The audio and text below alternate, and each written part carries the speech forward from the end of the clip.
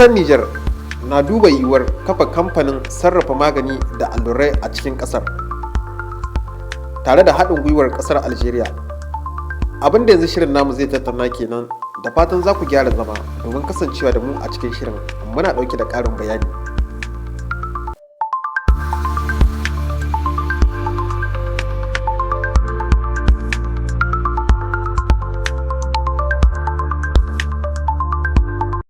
Assalamu alaikum masu kallon mu, barkanmu da warhaka.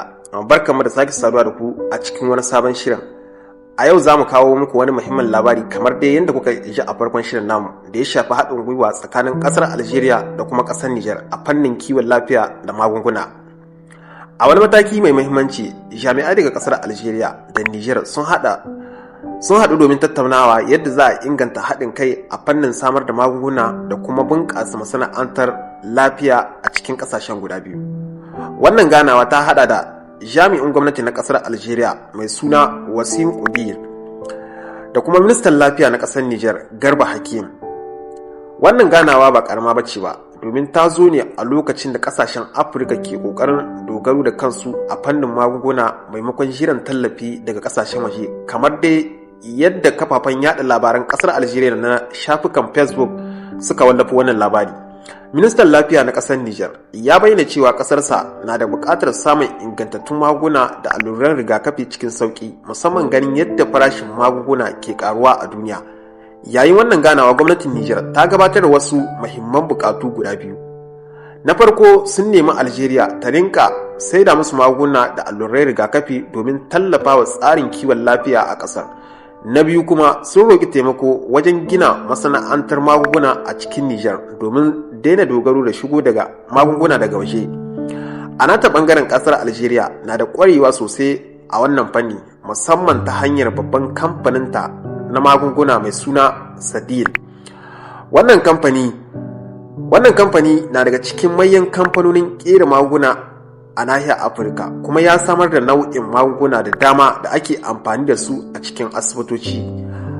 Ana sa ran cewa wannan kamfani zai taimaka muhimmiyar rawa wajen taimakawa Nijar ta kafa nata masana'antar magunguna. Idan wannan haɗin kai ya tabbata, akwai fa'idodi da dama da Nijar za ta samu. Za ta rage dogaro da shigo da magunguna daga ƙasashen waje, farashin magunguna zai iya raguwa ga jama'a, za a samar da ayyukan yi ga matasa, za a bunƙasa tattalin arzikin ƙasa. Haka kuma Algeria ma za ta ƙara faɗaɗa tsarin ta na kiwon lafiya a cikin yankunan Afirka. Sai dai duk da wannan kyakkyawan shiri, akwai wasu ƙalubale da ake iya fuskanta, kamar ƙarancin jari da kafa masana'antu, buƙatar ƙwararrun ma'aikata da kuma ingantaccen tsarin gudanarwa. Amma masana sun ce idan aka tsara komai yadda ya kamata, za a iya shawo kan waɗannan matsaloli. A ƙarshe, wannan haɗin gwiwa tsakanin ƙasar Algeria da Nijar na nuna yadda ƙasashen Afirka ke fara haɗa ƙarfi domin gina kansu ba tare da dogaro da ƙasashen waje ba.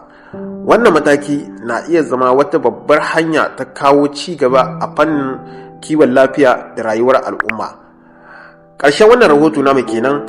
Idan wani ne zuwan ku na farko a wannan channel ta mai albarka, da ku daure ku danna ma bidiyon nan lakin, sannan ku danna subscribe da alamar ƙararrawa tare da bayyana ra'ayinku, sannan ku yi mana fartaje. Sannan kuma za mu yi amfani da wannan dama mu miƙa barkanmu da sallah zuwa ga al'ummar Nijar da kuma al'ummar ƙasar Mali. Ubangiji Allah karbi ibadunmu, Allah kuma ya maimaita mana, Allah sa a yi shagulgulan sallah lafiya. Mun gode, sai kuma wani lokaci idan Allah ya kai mu. Bisalam.